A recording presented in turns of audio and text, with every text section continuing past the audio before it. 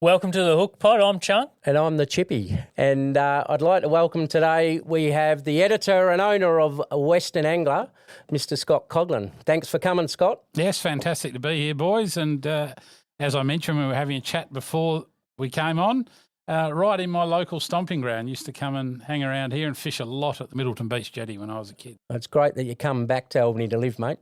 It's a great place to live. I mean, it's fantastic. I love inshore fishing. I love kayak fishing. I like beach fishing and plenty of opportunities around Albany. There is. We did want to talk to you about your kayak fishing because it's not something a lot of people do. And I do a lot of it. Yeah. And there's some great rivers down here to fish out in there. Yeah, there's just too many. Anywhere between, sort of Walpole and as far east as Esperance, there's estuaries and inlets and that sort of thing that just all have, or most of them have fantastic fishing. If you're happy catching bream and maybe salmon, trout and mulloway or King George, you'll get in a few of them. Just fantastic options. That's the hardest thing I find with kayak fishing, just picking where I'm going to go from time to time. A lot of it will come down to how much time I've got, but there's so many options. I saw you catching on a video, catching a big mackie off of Kalbarri. Yeah, that was a few years ago now. That would have to be at least a decade Did you paddle ago. out through the heads there or did you boat out? We did. We had been in Kalbarri fishing and staying at the riverfront chalets there with a guy called Jamie Waite, and we'd had some good weather and we'd been out fishing with Laurie Malton, who is well known up there. He used to run the boat hire and run the fishing club. And we were actually packing up on the morning to leave, and we'd taken the kayaks up, and Laurie had actually taken us out a couple of times, and we'd offshore fished. He just dropped us out there in the yaks, and we hadn't caught a great deal. And the last day we were leaving, and it was a mill pond, absolute mill pond, and we were looking out, and we said, come on, before we go back, we'll just go out for a little fish. Yeah. So we literally just paddled the kayaks straight out over the... Yeah, it's usually a bit wild up there through the gap. Didn't have to follow the channel. It was just straight out from the river. And within, I don't know, about a kilometre or two, we were getting into mackerel and longtails. And how did you do wrangling that onto the kayak? Oh, no, it was okay, yeah. I didn't have it. It was a big kayak. The guy I was with had a smaller kayak, my old kayak. He would have had a few more issues. But no, that one was fine. I got a cover shot out of it for the bag. And we had a lot of fun. We had boats coming past us, looking at us, shaking their heads. Going, what are they doing out here? Like I said, I mean, that was probably kayak fishing was less popular back then. So that was something different. I've never been out in a kayak out of Kalbarri again. Yeah, right. You do a bit in the ocean though? I do a bit. I go to Chains quite a bit and chase salmon off the kayaks. I mean, this year was an unbelievable run at Chains. Like the salmon run at Chains this year was just one for the ages. And I took a mate who does a lot of kayak fishing with me, and he didn't get a single salmon last year. And he said, I've got to get one this year. And we went out there once and missed them. And he was like, oh, I can't catch one. And I took him out on the kayak one day out at Chains, and in the end, we just got sore arms from kayak. It was just one after another. It was just insane. I'll tell you a funny story. We did notice you did get a few this year.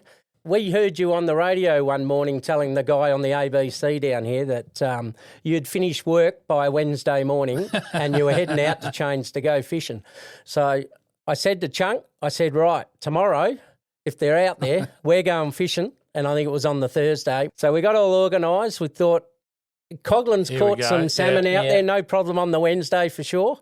Yeah. So we went out there. There was about 30 cars on the beach, not one salmon. Couldn't even get a herring. And amazing. And what happened the next day? Bang. Coghlan's on social media showing us all these salmon that he's fly fishing with. Yeah, that was kind of the last hurrah.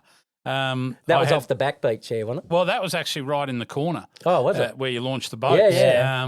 I drove out there not knowing, because Alan, who runs the caravan park, Alan Marsh, will often ring me and say, hey, they're on, and then I jump in the car and race out there. But this year it was just happening so often, I'd just go out there on the off chance, and probably more times than not, they actually were on. And that particular time I came out and I'd parked on sort of the foreshore there where you look over the bay, right next to where the professionals' hut is, and you could see fish milling about on the surface in the middle of that little bay. Yeah. And so I drove around to where you launched the boats, and you could see people were hooked up. So then I just waded out along the rocks there. It was a fairly low tide. So I just walked out waist deep water about 2/3 of the way along the rocks, and got the fly rod out, and it was just nuts for 2 or 3 hours. I was just milling all around me, had them swimming right up to me, almost bumping into my legs. Well, they had the herring pushed up against the rocks and were smashing the herring. Yeah. Poor old herring, you went and stuck your head in behind the rocks where the little rock pools were, and they were just jam-packed with herring. They were very worried. Yeah, they were very worried. And they were all jammed in the rocks, and there obviously wasn't a lot of oxygen in there for them because they were starting to go belly up, and you're thinking, well, Yeah, what a yeah. choice. They either Yeah. venture out and get nailed, or they stay there. stay there and die have anyway. somewhat But of it was, I mean, you're unlucky missing out, but it was just an incredible, probably It's obviously 6 weeks. the sport fishing you love, and is it with the Yeah. fly rod? Is that No, I'm not really more a big sport fly fishing? rod fisherman. I do a little bit of fly. Most of my fly fishing is trout fishing, which I've done a lot of over the years, and I still do a bit of that down here. But saltwater fly, I don't do much of, but I was having so much fun on the salmon. Yeah. I just thought I've got to have a crack with a fly rod. I hadn't used my saltwater fly rod for God knows how many years, other than I went to Cocos last year and got bonefish. But I reckon I've only ever caught one salmon on fly, and that was at Foster's years ago. But because they were right at your feet, I thought, I'll take the fly rod out and have a go. So I went out one day with Mark Cousins, who you may well know, and got a few on fly just in the gutters up the beach. Yep. You could just sight cast them as they were cruising through. And then I thought I'll go back again, and that's when I hit the jackpot with that day in the corner. It was just crazy. It's exciting fishing. I remember before we came down here 9 years ago, you might know the year when they were on the North Mole, and it was just crazy. And Warnborough Sound, and they were up the Swan River. We were standing at Rouse Head with my daughters, and we were just handing the rod to each other, and there was like 30 fish fighting to get on your rod. There was that many of them up there. We just Incredible. had so much fun. I remember, I think it was an Anzac Day, and it was probably that same year. I went and had a look at the South Mole, still living in Perth back then, and it was just wall to wall people like those old days. It was just people all along the mole. Yeah. And you could see a couple of people hooked up, and then I drove in along the river, and I got to that point, what's it called, where the boat ramp is, just up in East Fremantle there. Yep. On the southern side of the river. And I pulled up there, and I could see birds working in Rocky Bay. There's that big sandbar right in the middle of Rocky Bay. I could see birds working. I thought, well, that's interesting. And then I watched these birds come towards me. I'm sitting right at the boat ramp there. It's a Preston Point. I just watched this massive salmon come into the boat ramp there. And I'm just like, so I'm casting on the boat ramp in the river, hooking salmon. No way. And I rang my mate and said, you got to get down here. This is amazing. And he lived in East Fremantle, and they ended up pulling up right out the front of the left bank. Yeah. And we grabbed... That's easy to fish out of there, Yeah, we on had the little kayaks. ledge. So we paddled down in the kayaks, followed them down the river, and then they ended up just sitting just sort of west of the left bank on the other side of the traffic bridge. And it was an amazing scene because there were people just pulling up in their cars, jumping out and running down and casting off the rock wall. And then you had a semicircle of boats in the water around them, all casting back in at the sand. Trapping them in. So they were like trapped, you know.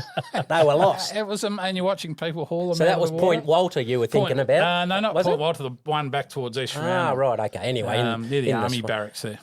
Fantastic. I love that sport fishing. It's great fun. Yeah. Oh. They're such fun fish to catch. Standing on a beach, and Carsten and I can remember doing it with my father, and there was 5 of us boys, and it was the best feeling. We walked down on the beach, Taylor mainly out of Perth, we're at Swanbourne Drain and all the way down to Preston Beach and that sort of thing, and we just couldn't wait to get down there, standing on the beach, throwing lures in, muleys in, and just catching Taylor. You wouldn't matter what we caught. It's the best feeling to have your feet in the sand with the waves coming in, and you get cold in the evening, and then you head home with a few fish, and it's the best fishing. I love it. As a kid, I would sort of cut my teeth fishing, Griffith Street, the salmon holes, Shelley Beach, and I was always trying to catch a salmon, and I never ever could catch one. I just could not. And you sound like I hooked me. a couple, I could not catch one. Yep. I think I got my first one ever at Hamlin Bay. I got 4 or 5 one day off the beach there, and I think that was, and then the rest of my life I've just been loving catching. So I look forward to every year. I look forward to the salmon run. Yeah, well, we do a bit of work. We go over to Hopi a lot, and we spend a bit of time. And if we're ever short of a salmon, we go over to Hammersley Beach. Yeah. Good 4-wheel drive track. You go through the dunes, bit rocky. You can just about always get one there, and that's nearly all year round. Isn't that? I mean, that is part of what we do, though, isn't it? And what we love about living. I mean, when you talked about me living down here. That ability to drive on the beach, it's probably my favourite thing to do in fishing. I love other styles of fishing, kayak fishing, but that salmon season when I can drive along, say, a beach like Chains or Hamlin and just spot them, just put the polarised sunnies on, you just drive along, you're just looking into the waves, and you'll see sharks and dolphins and seals and schools of mullet and herring coming through, and But then when you see the wave kicks up and you see those salmon cruising through or the big black school, and it's the whole experience. It's being on the beach. We It's live just in a pretty good magnificent. place. I mean, I'd hate to see us ever lose it. yeah, well, that's one of the things. I mean, we lose a bit of stuff, and we hope that fishing and being able to drive on the beach, where there's been a bit of conjecture about it over the last few years, as long as people look after it, and hopefully the government's let us do it for a long time, because we've been doing it for a long time. Most of the beaches that we drive on, we don't have any issues. They haven't been wrecked. I mean, we have storms during the year and they come back in summer again. Most of the beaches are good for four-wheel driving. Well, the beaches change all the time. There are some people who do the wrong thing, and we've got to hope that they sort of get their act together. But as you said, it's interesting. There's been all this debate around beach access and beach driving, and people saying it damages the beach. Have a look at what that storm did to the beaches in Queensland. It basically totally removed them for a period there. So, like, really. That happened at Mids last week. Yeah, exactly. It was hitting the seawall. And I've sat on a beach at night, with the swag out, and if you get a big blow, the whole beach can change overnight. That's right. And then they go, you can't drive on the beach. The forces of nature are doing a lot more to the beach than what the rest of us are. And 90% of wreck fishermen, they're out there looking after the beach and the facilities that are so lovely for us. Well, we value it. Yeah, because that's right. we value it because we use it. And that's the thing. If we didn't use it, we probably wouldn't feel that connection. I've got a good mate down here, and he fishes every weekend, and he was saying to me when he was in here the other week that he picks up rubbish every time he goes to the beach. He doesn't see much, but if he finds a plastic bag or anything like that, straight in the back of the car. And that's the bonus of being able to drive on the beach, because you've got something to put rubbish and all your stuff in, and you've got all your gear with you. You don't lose things on the beach and that. Mate, you've fished a lot in Western Australia. You've just come back from up north, and give us a few of your favourite spots to fish in. We've got, it's a ridiculous place to go fishing in Western Australia. It's a long coastline. It's about 3,500 k's. So it's a long way. Yeah, everywhere from Esperance to Kununurra. We are really spoiled. If I had to pick a few, I do love up around the Sharp Bay area, particularly along the west coast where you get some big tailor.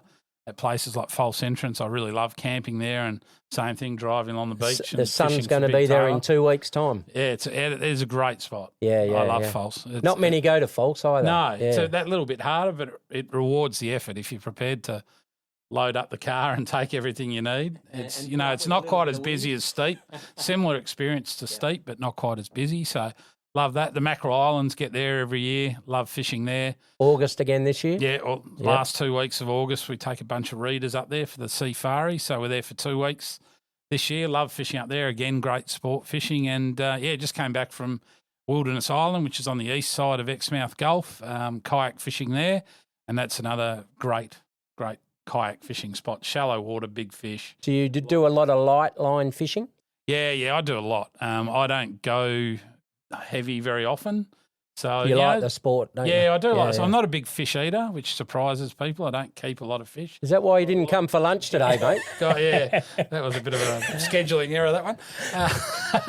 I rely on people like you for my fish and chips. It's actually funny because when we do have lunch and we invite someone, we go... I saw squid, though. I do like squid. Oh, yeah, ours is pretty tender too, lemon pepper. It's pretty nice. But when we do invite people for lunch and we cook up a big seafood, we go, do they like seafood? Yeah.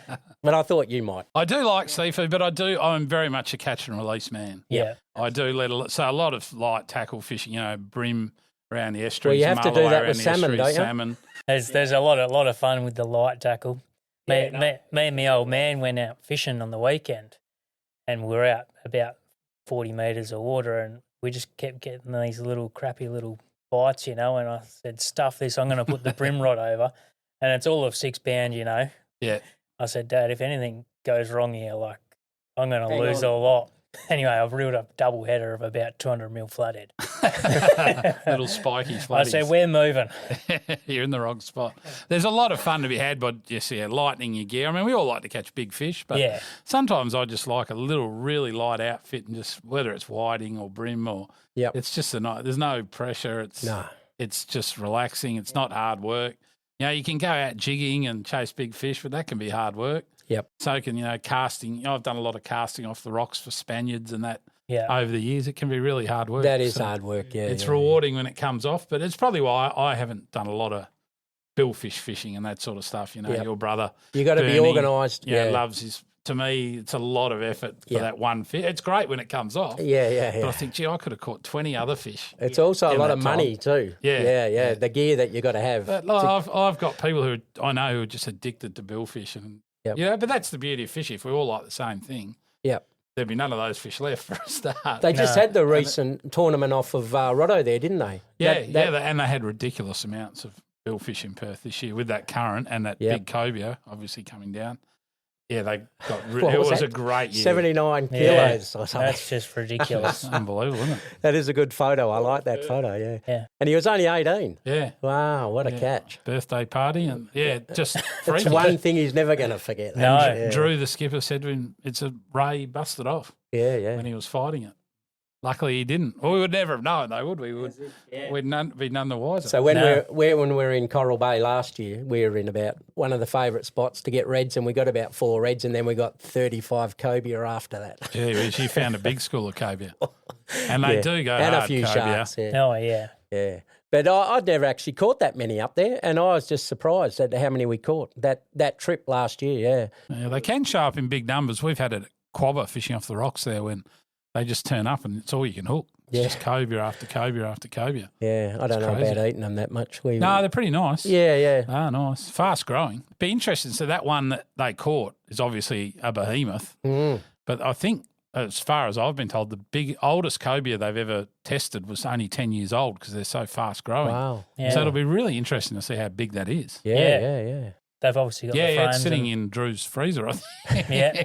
So he does plan to give it. I think he wants to get a bust done of it, but then I think he wants to give it to fisheries and get them to check. I'd be fascinated to know how old it is. Yeah. Good to know. Yeah, we had some big pinkies down here that I gave to for research, and they had the big, big knobs on their heads and that. And one of them was, I don't know, it was about 35 years old or something like that. And it was just fascinating because this thing looked prehistoric. Yeah. And I just thought, how long's that been in the water for? It's got. It didn't have any scars, but it just had like 3 big knobs on its head. And it's just a bit weird looking. And I thought, it'd been in the water for a while. Yeah, it's funny the value you place on fish as well because, a little brim, 40-centimetre brim is probably 20 years old. Yeah. Whereas, I just talked about cobia. Biggest cobia is 10 years old, but people, when they are assessing whether they're going to keep them or release them, would say, cobia is much bigger. I better let that go. A big marlin might only be a few years old. What else are we going to see down here in the south in the way of fish, mate, with these currents and the warm water? Well, who knows? I mean, I have heard of cobia off Albany. Obviously, it was a good year for dollies off Albany. Yeah. So I don't know whether you got out and chased the dollies at the fads, but 3 of the 4 fads had them. Yeah, I noticed that. So that was pretty exciting. So that's going to get more people out there I know someone who went out trolling for wahoo, but they didn't get any. I thought I heard Spiros saw them. I thought there'd be mackerel this year. I thought for sure we'd get some. We do get the odd one or two out and about, yeah. Yeah, and I remember probably again about 10 years ago, there was quite a few shark mackerel around town. They were getting a lot of them out around Two People's Bay, off the rocks and boats. So I thought we'd get some mackies this year. We've got to get our boat back from Hopetown, mate. It's stuck over there at the moment. But when we get it back here, we're going to be going fishing. Yeah, you got to go out to those fads when they're out there. That was good fun. We went out there one day and caught a heap. Well, we didn't catch a heap, but there were plenty there. How far is that? That's out at the fad. So there was 4 fads, and I think the 3 furthest all had fish on them. The furthest one out was right on the edge of the shelf. 120 metres, I think. Yeah. But even the two closer in ones, the 2 of the 3 had them as well. Yeah, because it's off the back of a clips, isn't it? Well, they're out. You basically head straight out from Bald Head, more or less. There are some good initiatives on reefs and, like King Reef up north. Yeah, that's been very successful. Yeah. Bit of work being done. They're doing a lot of research on that. I think the WA Museum's looking at what they've caught there and what's being seen because there's Red Emperor and all sorts of stuff down there. Big golden trevally. Golden trevally around those reefs. But, that's another way forward. The Mackerel Islands, they've knocked some of the oil rigs over there and left them as artificial reefs. Wow. I still think there's a bit of bureaucratic jostling over whether they're going to stay, but that's what's happened so far, and their plan is to then add reef modules around them, and they're loaded with trevally and that's a big reef when you knock one of them over. Yeah, so hopefully that does happen. It offers exciting fishing, but it also just increases the productivity of the fishing area. And those rigs, of course, have been there for 30, 40 years, so they've got full growth, systems around them, ecological systems based around them, and huge cod that probably the length of this room Yeah. that live there. When you hook something, come up and try to engulf it, you got to be pretty quick to see them coming. You can't But even they're fathom huge. They're that. the size of bloody VW Beetles. Those guys. It's unbelievable. You wouldn't want to have your hand in the water and have one grab one. No chance. You'd Now, be what are over we the side. fishing with? 200 kilo line or So something? that's what you've got there. So, why not capitalise on that? You've got the ecosystem there. Yeah. Absolutely. Why not build on that?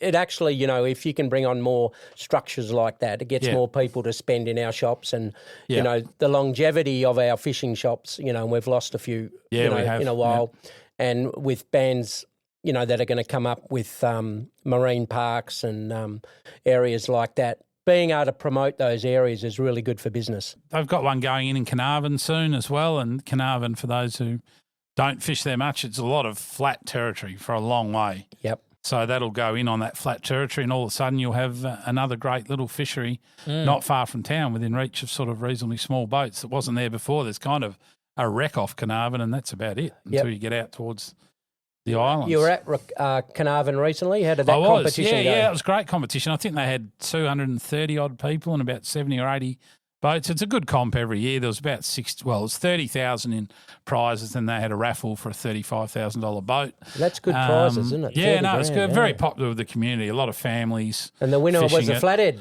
It was a 1.3 kilo flatty. So that's because the way the comp is set up is it's not the biggest fish. It's the one that's either the closest to a record or breaks a current record by the most. And the flatty was the only one that broke the comp record. So Wow. the guy picked up, I think, about $4,000 worth of prizes for a little flatty. I asked him where he caught it. He didn't tell me much. But it's a real family thing. You see that comp, they all come in as families and weigh in their fish, and it's a real community thing. You're one of the best promoters for recreational fishing in this state, mate. Seriously, Well, I run a fishing you are. mag, so I have to. Yeah, and I mean, we've all been reading the Western Angler for many, many years. I think you, how long have you been associated with it? Like 25 I years reckon or something like I that? started in the mid-90s riding. I caught a mulloway in the Swan River, which was a complete fluke, and that was my first ever story. Then just rode occasionally. Got to know Ross Cusack, who was the editor, more so than Ian Stagles, who was the owner, and Ian Stagles set it up in 85. Yep. In early, I think about 2003, 2004, Ross's wife, unfortunately, got terminal cancer, and he rang me out of the blue because I was working as a journo, sports journo for the Australian newspaper, and I'd worked for Australian Associated Press, and I was still doing a bit of writing. Got to know Ross well. He was an ex-journo from the West, and I said, if you ever need a hand, just give me a ring. I'm happy to help out. And he just rang me out of the blue and said, oh, you're the new editor. I'm going off to look after my wife. Wow. And I was like, well, that wasn't really my – when I offered to help, I didn't really want the full time. So I did it both for a little while, and then I ended up – I asked the Australian if I could go part-time, and they said, no, you got to stay full-time. So I just sort of took a leap of faith and went Good on into you. just editing Western Angler and did a bit of work at a tackle shop, and then Stagles decided to retire, who'd set it up. So myself and three other guys at the start bought it, and we ran it together for years. A couple of the partners changed, and then with COVID, I bought out the other two partners and just decided to go do my own thing. Have you got the best job in the world? Go fishing and then writing about it? All my mates tell me I have. Well, I wanted to ask you. It's not completely stress-free. No, of course, you're running a business as well. Yeah. So, and it is in a lot of ways, it's a 24-hour a day, 7 day. If there's emails to be answered, Of course. they have to. And I get all sorts of emails from people wanting to know where they should go fishing and what gear they should buy. And, but no, it's a pretty good job. I've seen some amazing things. I've got to amazing places, caught amazing fish, met lots of people. So And you must have a lot of names in that phone, I'd reckon. probably most of them. I haven't heard from me for a long. They're all out there fishing, aren't they? They're all out there fishing and the ex-media types and all that sort of thing. But I've met a lot of people over the journey. But it's the places you go and the things you see that really make it. I mean, I'd say there are times when I pinch myself and just think, geez, this is amazing. Those magazines, I mean, the first thing, I love flying. I don't like flying. I hate flying. I hate flying. But when I get on a plane, that is the first thing I grab at the airport. Because if you go to Melbourne or Sydney or something, it's about 4 hours. Yeah, That's perfect. perfect for 4 hours. Yeah. And I don't know how many places around Australia you can buy it, can you? No, we can buy it online, but certainly it's only available in WA. I know you can subscribe. It and must get be the delivered. airport here. I always pick one up and I go, It sells really well at the airport. absolutely. So there's a lot of people doing the same thing. When you open it first, the best thing about it is the photos and the colour is just incredible. It's come a long way. You look back at the early ones. Well, I was looking at a couple of early videos on YouTube during the week doing a bit of research, and even though they were a bit sketchy. It's come a long way. Yeah. Like you look back at the old covers and the old stories, and the photos were very, very different. I mean, a lot of those photos in there must be off phones, are they, when people are out nowadays, fishing? But, gee, they look sensational. But phones nowadays take such fantastic photos. Oh, they're ridiculous. I've got an SLR and I try to take a lot. But at the end of the day, the best camera is the one you've got with you. Yep. And you're not always – and lugging a big camera around can be – you know, I've done some things where I've walked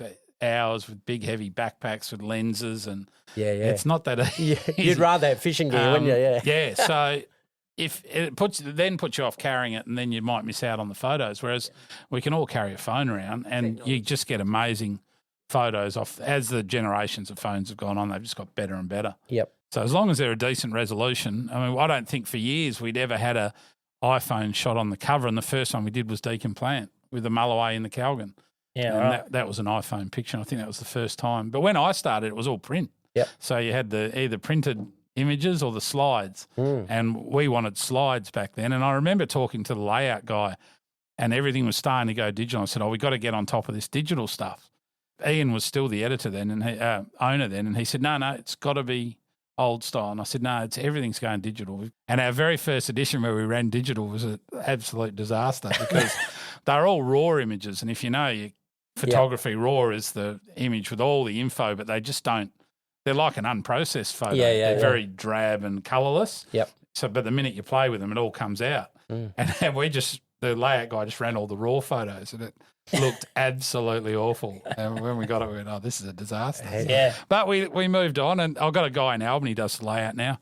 He does Southerly Mag as well, Wayne Harrington, and he does a brilliant job. Yeah, he does. I read their mag a bit too. Yeah, he's not much of a fisherman, Harrow.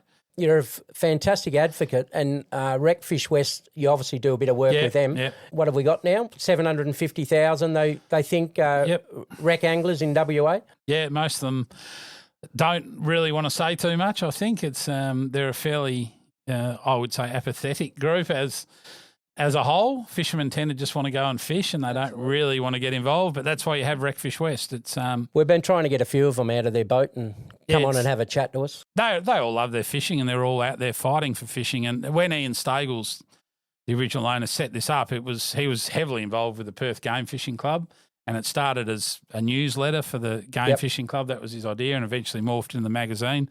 And it says it on the cover, it's the voice of West Australian fishing. And so when I took it over, I do remember Ross Cusack, that old editor, saying, don't get involved in fishing politics, it will ruin your life. And now, like 20 years on, I see exactly what he means. It does your head in trying to deal with all these marine parks and regulations and everything. But I just felt like it was something important for the magazine to do. I thought it had to continue to play that role. So we have got a lot going on these days. There's a lot going on. Federally and state. We've just had the South Coast Marine Park thing. We've got Marmion expansion. We've got Exmouth Gulf Marine Park. And, the federal government's just recommitted to its 30 by 30 initiative, which is 30% ocean locked up for all extractive activity. So no mining, no fishing by 2030. So it's just chipping away kind of at the amenity of fishing. And we love it and we want to do it. And slowly little bits get taken away. We've got grandkids coming on, and a lot of them this year actually. And I can remember my first trip to Kalbarri when I was about 6. We had a circus tent. There was 8 of us, 5 boys, little dinghy, which is from that day onward. And I think my brothers had already they always wanted to fish. They dragged me everywhere around the state just to go fishing. And Chunk's son, who's only not even 3 yet, he's doing it already. I would hate to be able to lose any of that. And like we were talking about, driving on beaches or even going to our favourite places to go fishing. I mean, we shouldn't lose that at all. It's an absolutely huge part of our lifestyle.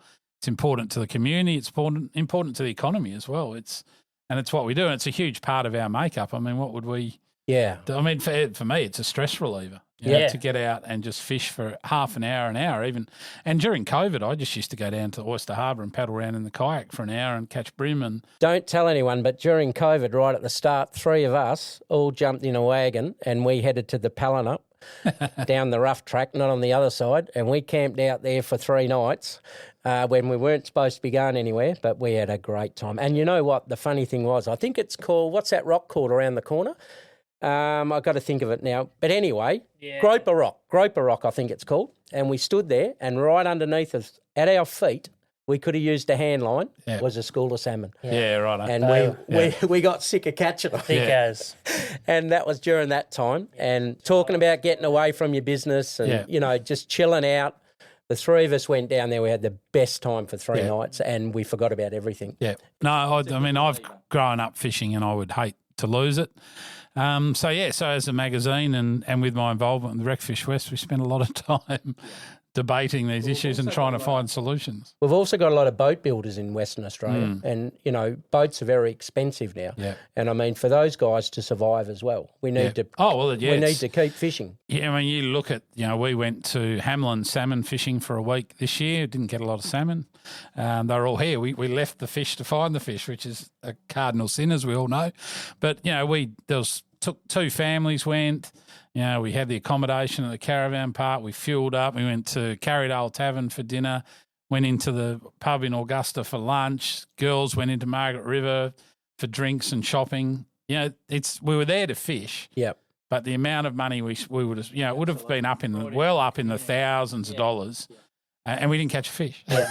And that's coastal communities. Yeah. You know? It is. It absolutely is. You know, if you look at all the way down the coast, all our favourite places, you know, Denham, you got Kalbarri, you got Carnarvon, just keep going all the way up there. And that's what they rely on every year. And a lot of those towns, you know, like there's ecotourism. So, you know, Exmouth has got its whale sharks and the reef. Yep. You know, you can go to Monkey Mire and do the dolphins, but your places like Lehman and Cervantes and Jurien and they don't have that ecotourism, so it's fishing. People travelling through and fishing, Indicator. And even Exmouth, I remember reading a survey where they said, you know, ecotourism is the future of Exmouth. We've shown that 60% of the people that go into Exmouth are interested in ecotourism. So if we manage it for the benefits of ecotourism, things will boom. Well, I went and had a look at it. The survey. 90% of the people who went to Exmouth took a fishing rod with them. Yeah. So, there you go. You know, 9 out of 10 people had fishing as part of their experience in Exmouth. Yep. That's what it is, you know. Any small coastal towns like that. Well, my son's going to go up and do Exmouth golf and come down and through Yardie Creek and that, and he said, I can't get a camp spot anywhere, Dad. No, you got to get in early. I said, you left it a bit late. But that's it, you know, the place is just full of people wanting to do the same thing. And I think that, and I've said this before, I've said it in the magazine, I think the fishing tourism thing is an angle that our state government has really missed. They haven't, like I've travelled around the world. I've been to Cocos recently. I've been to South America, North America, you know, England. I've been and fished in other places in the world. I go to New Zealand quite a lot because I've got a good mate lives in Queenstown, so I'm over there every couple of years. And there are these other places in the world that are really switched on to fishing tourism, and it is huge. Yep. And New Zealand would be one of the prime examples. But here in WA, it barely seems to be on the radar of government what the sort of money that fishing tourism can generate. And I look at that salmon experience, you know, that standing on those South Coast beaches, you know, in autumn when the weather's perfect and the water's clear, big fish coming to you, you can catch them on lures, you can catch them on fly. Not hard to catch. That's got to have an appeal to other people around the world. That the whole experience, you know, just come into WA, go to Margaret River, head south, catch salmon, enjoy good restaurants, good accommodation. I mean, it's got to have appeal, but it's such a good experience. And I don't think it gets promoted enough. I mean, we know about it within WA, and when COVID happened, everyone in WA found out about it. But to the rest of the world, I don't think we promote that anywhere near enough. Well, Bernie up in, you know, with his charter business out of Coral Bay, I remember years ago, my other brother and I went up there. Bernie had chartered the boat out for 3 days. It was an English doctor. Yeah. Him and his wife, they brought the whole boat for 3 days on their own. I want to catch a marlin. Yeah. And I'm in a competition with me mate who's a doctor in Perth who catches the biggest or the most marlin. So we went out on the worst day you could ever imagine. This guy paid thousands of dollars. Yeah. That's just one aspect of it. and he got lunch on board.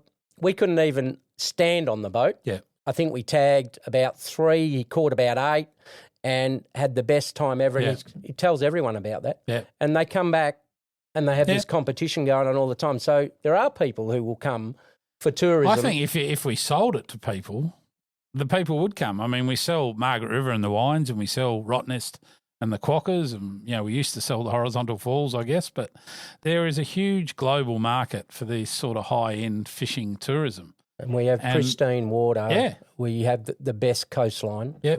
And you've got all the facilities. You've got nice towns. As I said, you've got wineries, restaurants. And people are passionate about fishing here. You're not going to the middle of nowhere to live in in squalor right. to catch a fish, which fishermen will do. Yeah. And I'm evidence of that. But, we have this huge even our little coastline, capability. Well, not little coastline, but down here, since I've been here 9 years ago, the amount of places where you can go fishing down here. Oh, yeah. Like you say, the rivers, you can catch mulloway in the rivers, or you can go fly fishing out off Chains Beach, or you can hop in a boat and go out to the shelf Just to the go down the marina and catch squid if you want. And going back to like you say, you love going along a beach in a full drive, and you don't have to go far, and you've got 200 metres of beach to yourself.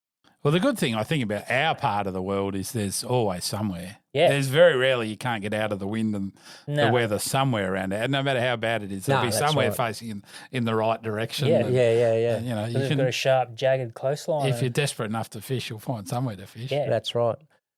What's on the bucket list for you, mate, fishing? Locally or? Anywhere. Anywhere. The one place I haven't been that I desperately want to go is Alaska.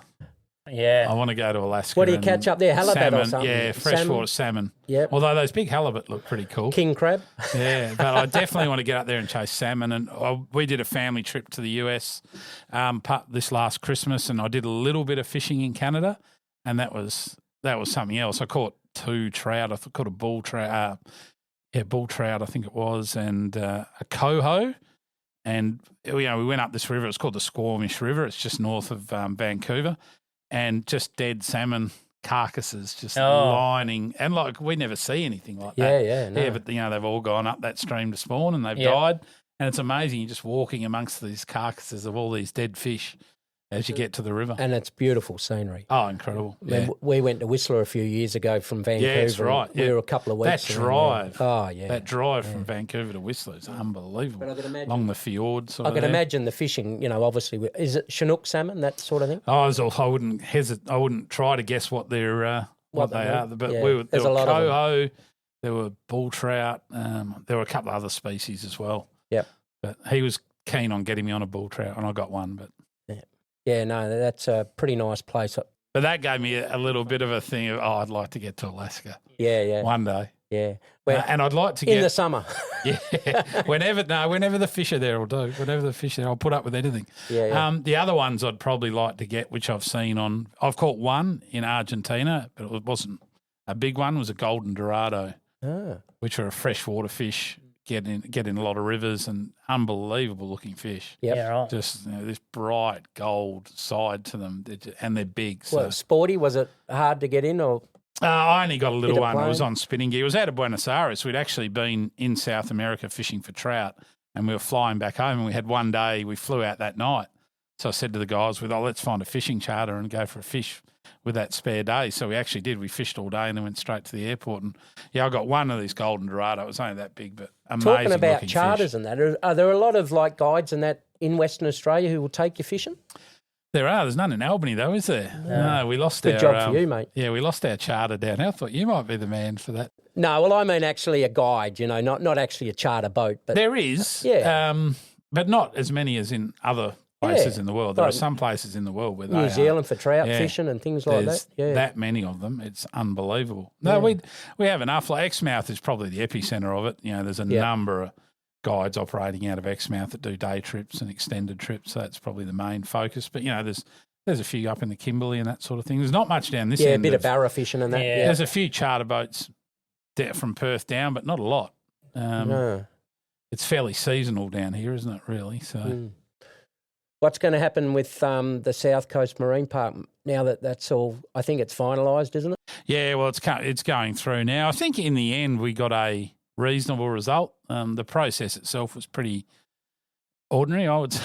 I think you got a lot of the land-based area back. When they were saying, "Oh, we're going to put it on shore," and you're like, "Well, why would you make it on stop shore? people fishing? If you're fishing off the shore, you're trying to catch skippy, herring, salmon. They're just passing through. They're not. It's not like they're taking up residence or taking the kid out in the dinghy to catch a few herring. And the beach is such a dynamic environment. You're not harmed, but they there were people pushing for it and say, "Oh, we've got to protect these beaches," and protect them from what? The Southern Ocean does a fair bit to them, and the fish that are there are just literally passing through. And there's not millions of people who go fishing down there either. No. So that was good. At least we got some back, because some of it it made no sense at all.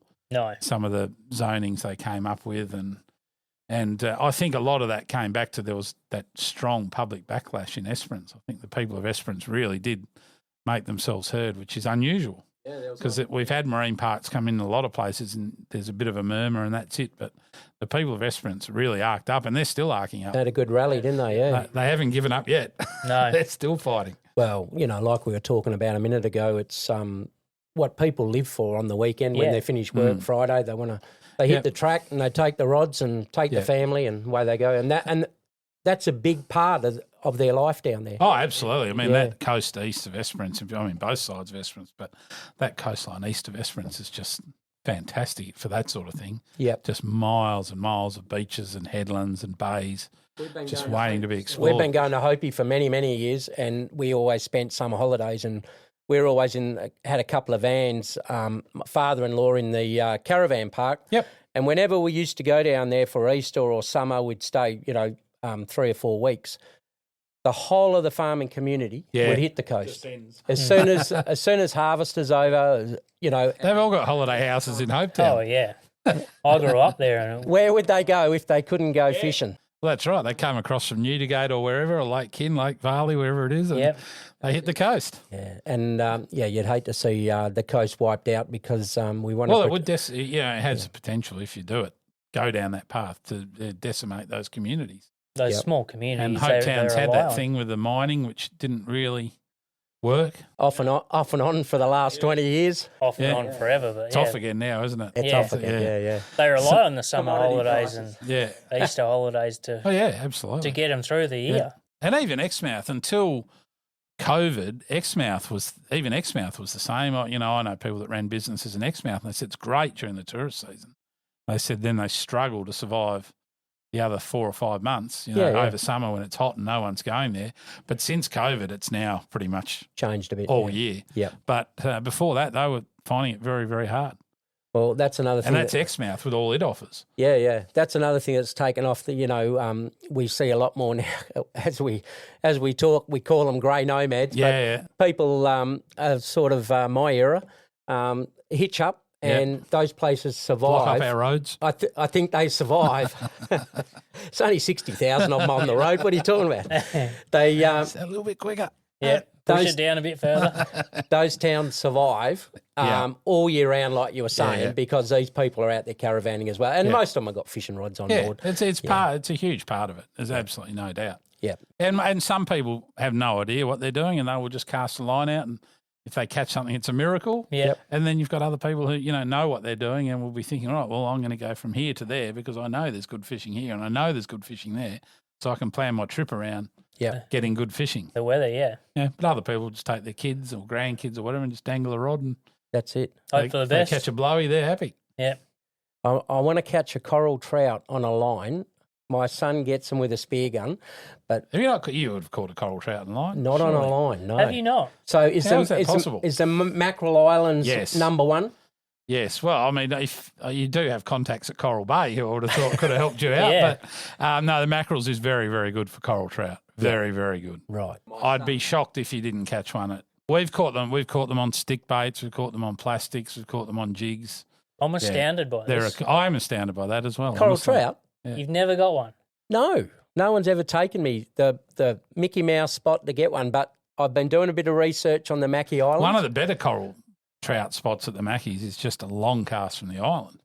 It's a really good spot for Well, that is a good spot. Don't tell too many people. I want to get up there and get one, all right? No, you'll get. I can almost guarantee. I'll take you to get one. Next year, barring you're a on. cyclone coming through. And I'll hold your hand.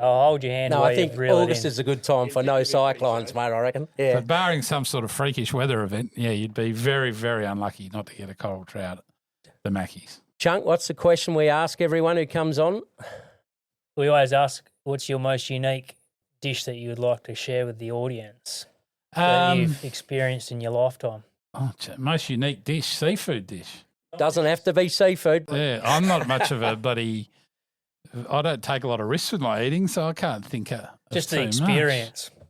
Jeez. I did have. We had one of the when we were in Patagonia chasing trout at this lodge. They did one of the big Argentinian barbecues.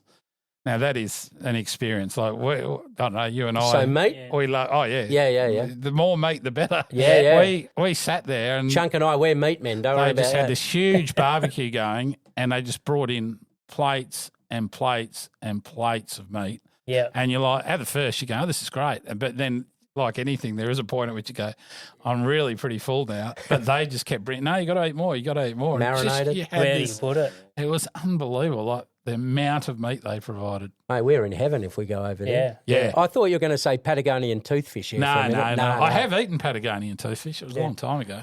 Yep. It's very nice. Yeah. They're hard to catch. They're a bit out of the range of most fishing boats in WA, I think. Yeah. Absolutely. One of my favourite fish to eat is redfin perch. Yep. People laugh when I say that. I've got a mate down here who goes over Walpole Way, Yeah. and he knows his little spot every year he camps, and he gets redfin perch. They are beautiful, probably because they eat marron. But Yeah. they are a very tasty fish. Yeah, right. Thanks for coming. No, it's been great. I'm Yeah. happy to come and do it again. Next time I'm going to come earlier and get something to eat. Yeah. That's my plan. Well, no, not to cook seafood next time. No, I'm happy with seafood. Well, we're nearly carnivores, him and I, so Yeah. we'll cook up some of that South American meat. Eh? Yeah. That'd be good. Just not that much. Thanks, Scott. Absolute pleasure. Had a ball. Good on you, mate. Thanks for Appreciate coming it. on.